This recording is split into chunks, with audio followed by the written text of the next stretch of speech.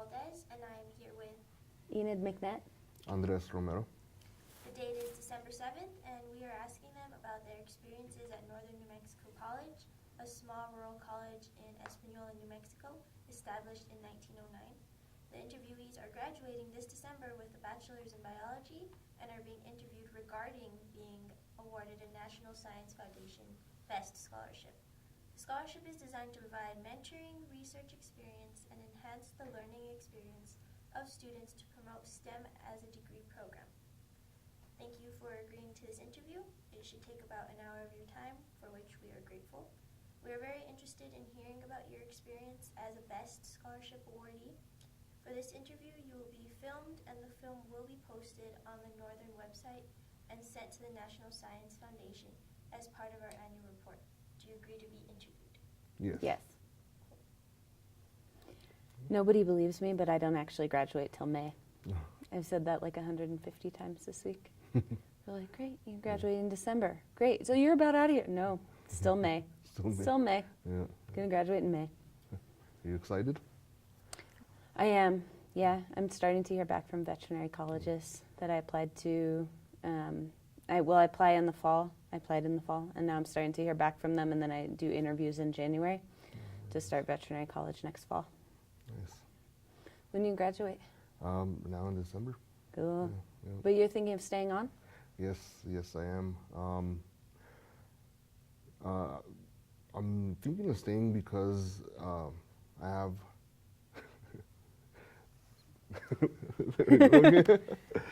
I'm thinking of staying because I have. Oh my goodness. Well, you're graduating with your Bachelor of Biologies, right? Yes. And you have an associate in chemistry, Yes. and you've already done almost all the environmental science work that you need. So if you Right. stay 2 more semesters on the best scholarship, you would graduate with. With a bachelor's in environmental science. Right. Yes. So, Which is so cool. yes. Couldn't be do that set anywhere up. else. So Yeah. very fortunate. Yeah. Very fortunate to be here. Yeah. I'm in a similar boat where the scholarship has made it possible to really focus and get prepared academically, but I've also had research opportunities. So I've done research at the school. I've also done research at Virginia Tech, and I've also had the opportunity to go to a research conference on the best scholarship, and all of that went into my veterinary school application. So Very nice. make me competitive, Right. and you'll be able to Absolutely. get into any graduate program you want with that many degrees. Do you work in Dr. Rocoy's lab? Yes. We work with cockroaches, worms, and crayfish. What kind of worms? So we have the D. mississippiensis. Oh, cool. They're actually really interesting worms. They display an interesting escape response to vibrations. So if they feel this like seismic activity or vibrations in the ground, they actually surface. That's the same. That's how people get worms for fishing. Exactly. You know, put electric rods in the ground. Yeah. So with the electric rods, I think they shock them. I don't know if they actually respond to vibration with electricity, but I do know Darwin called it. What was it called? I can't think of the word. Oh yeah. Anyways, so when the worms surface, the people harvest the worms for fishing. And I actually was interested in what was going on. I was interested in the neuroscience behind the escape behavior. Yeah. So what we ended up doing was developing a apparatus that vibrates, but meanwhile, while it vibrates, you have to mitigate vibration because we have these little small electrodes stuck in the nerves of the worm. So we developed a special apparatus to do that, and it worked, and it was actually pretty Cool. exciting. It was really cool. Um, I went to a research. I presented my poster at a conference and won first place actually. Which So conference? it was the New Mexico Academy of Sciences. Cool. That's awesome. I was raising red wiggler worms this semester in the chemistry lab closet. I had like Nice. 4 worm bins in there. Yeah. I was seeing if caffeine had any effect on their reproductive rate. Oh wow. Yeah. Did it? It's inconclusive. It wasn't a long enough study. Right. Yeah. Right. I see. Yeah. But the bins are really cool. That's you set up 2 buckets, right? And you have drainage through the top bucket, and then the bottom is okay. solid. And when they're essentially composting worms. So as soon as they eat all of their newspaper and all of their food and everything, you put a 3rd bucket with holes that has fresh food in it, and all the worms will travel up. Oh wow. And it totally separates the compost completely. And Wow. also in there is going to be any of your cocoons or anything that's not hatched. So Wow, that's really interesting. apparently we have a lot of worms going on at Northern New Mexico College. Yeah, that's funny because Best making worms possible in rural New Mexico. awesome. Yeah, I actually started because of the research and at home I started my own worm farm. Cool. I guess to say. Yeah, I did the same thing. I took these bins home. Yeah. Yeah, it's really hard to have compost in New Mexico Right. because of the water situation. But these guys can go. They're really good. It's a good, easy way to do it. I started mine with well, after learning about worms, and I found out where you could find them kind of easily. Before, when I used to go fishing, I'd just kind of stick a shovel in the ground and hope for a worm. But now I actually know where they're at. Yeah, right. So I just picked a few worms and made a bin, and now I have a whole bunch of worms. So, Cool. And they can eat anything. yeah, That's it's great. interesting. How's your? I want to know about your the veteran school and all that. I'm the veteran, veterinary. Oh, it's cool. Yeah, they it's really it's ridiculously competitive to get in, and pre-vet students are all like neurotic overachievers. They're like the craziest group of people that you've ever met.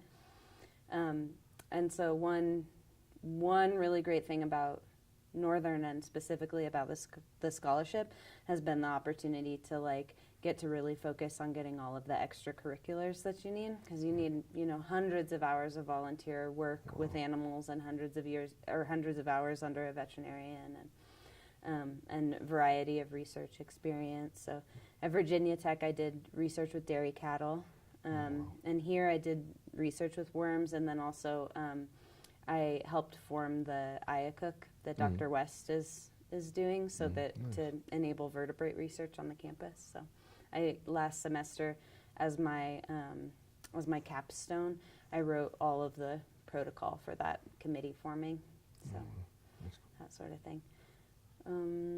Yeah. Ask each other how that thing helped you guys.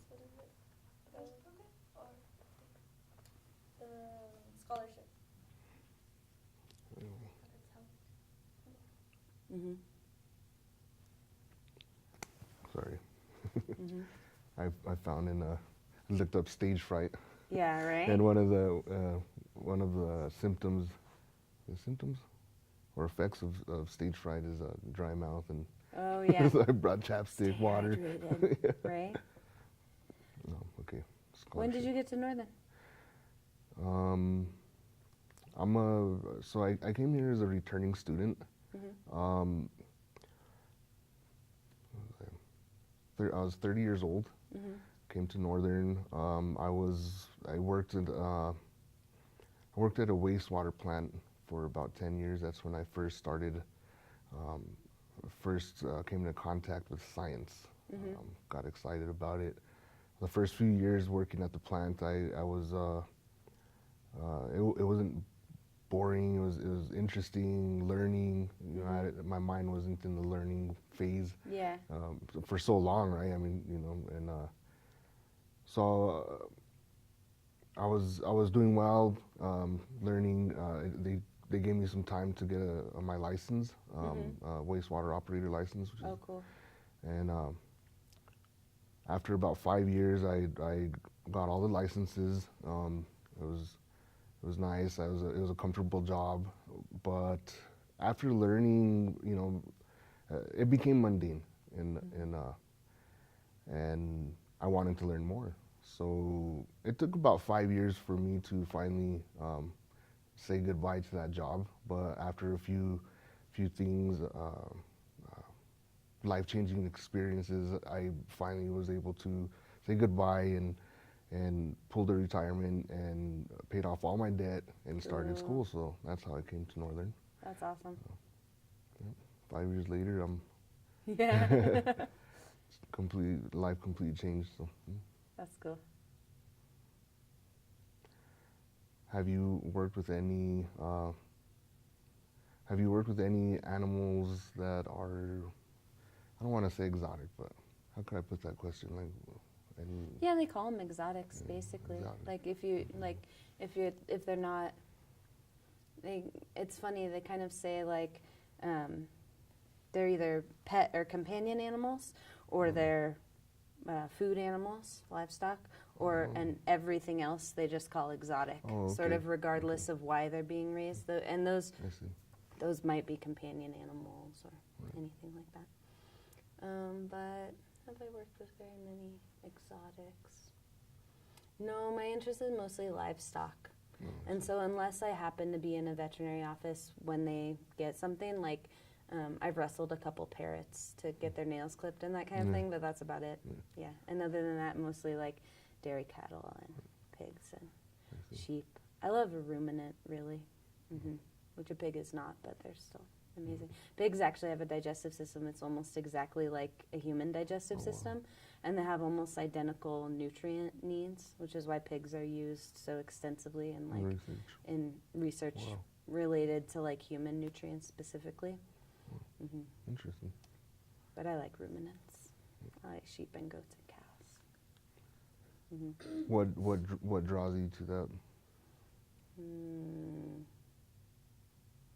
I don't know. I'm actually. I think I am. Well, I'm just basically in love with food animals and that idea, and I don't like very much how they're treated, how it is culturally here, where like you either have an animal that you care about and you name, or you have an animal that you eat. It doesn't make any sense to me that the ones that you eat wouldn't be treated as well or better than any of the other ones. I mean, they're literally going to die so that you can see your own children's faces in the morning. Like they should be the top of the line as far as treatment goes. So I'm excited to be able to help that. And I look forward to working with small operations that think similarly, but I also look forward to working in larger, like, industrial situations because, you know, I might be the only friendly person that cow ever meets. Very true. Who knows? Great. All right. You did it. You said so many sentences. No problem.